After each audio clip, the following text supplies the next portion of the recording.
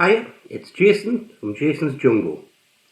Today I'm going to be talking about the common garden favourite, the mainstay of every allotment in the UK, oerprei. What do you mean you've not heard of it? Well, if you're in the south you might not have heard of it, but then again if you're in the north you probably haven't heard of it. In fact, you're unlikely to have heard of it if you live anywhere outside of the Benelux countries, because that's where it's from. So what is it? Well, this is it, down here. Look, yeah. This is oerprei.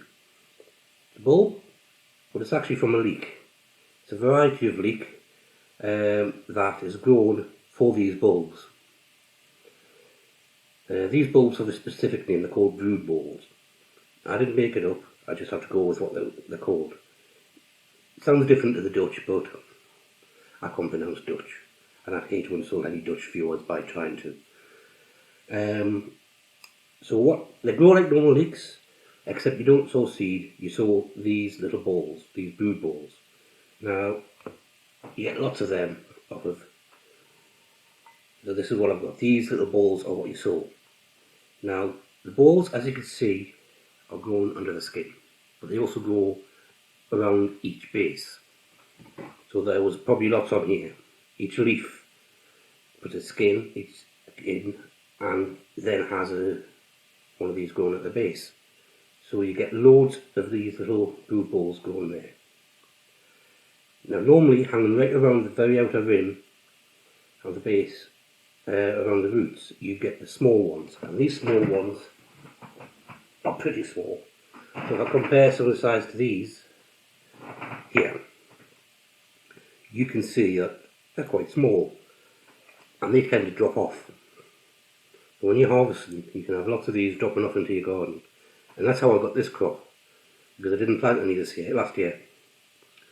Normally I'd plant them in around September, but last year my crop perished, it dried out and I wasn't able to plant any.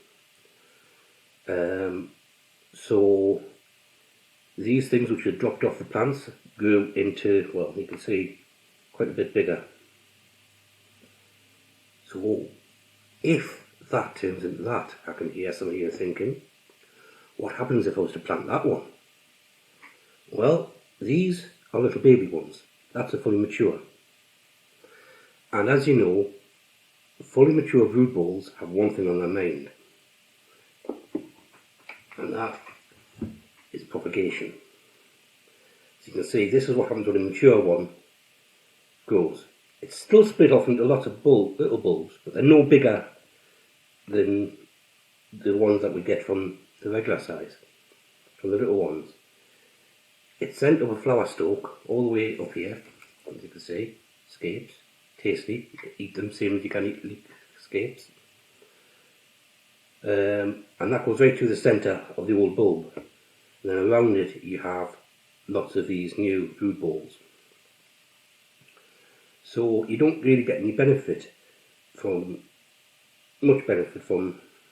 growing from these. Yes, these ones look as if they're going to be quite large, but then again, some of the other ones are quite large.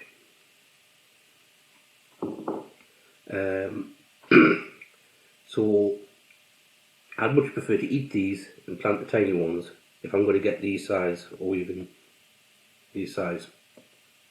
Again, the way that I like to do them is I like to pop them into stews, casseroles, or when I do bacon and beans, baked beans and bacon.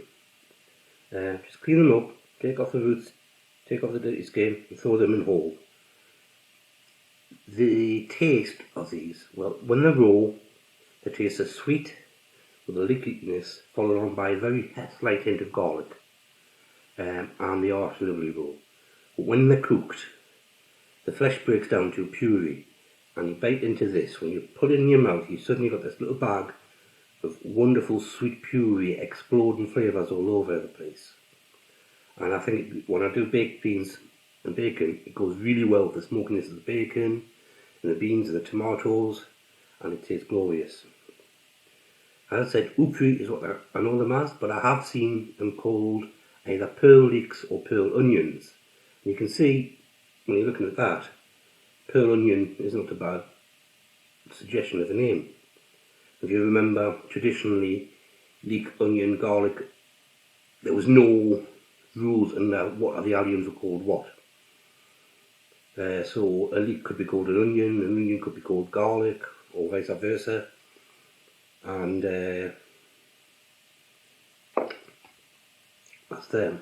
Now, last year, I did put some of these into the freezer, but I didn't blanch them first.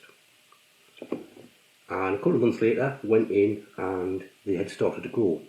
So this is -20, and they went in looking like this, apart from a bit cleaner. And they came out, and they had shoots about so long, you know, that big, not bad. I should have planted them there just to see what happened, but we didn't. We tried to eat them, and they tasted horrible, because all the sugar that they had, they'd used up in producing the shoots. And for some reason, freezers are pretty dark places, and they found it hard to photosynthesize, so they never produced any new sugar, which is a bit of a shame, but you know, what I'm going to try is freezing them, see if they shoot, and then if they do shoot again this year, I'm going to plant them out and see what they grow into like. Whether they'll continue to grow or not is a different matter, because if they can grow inside a freezer, they're obviously pretty hardy beasts.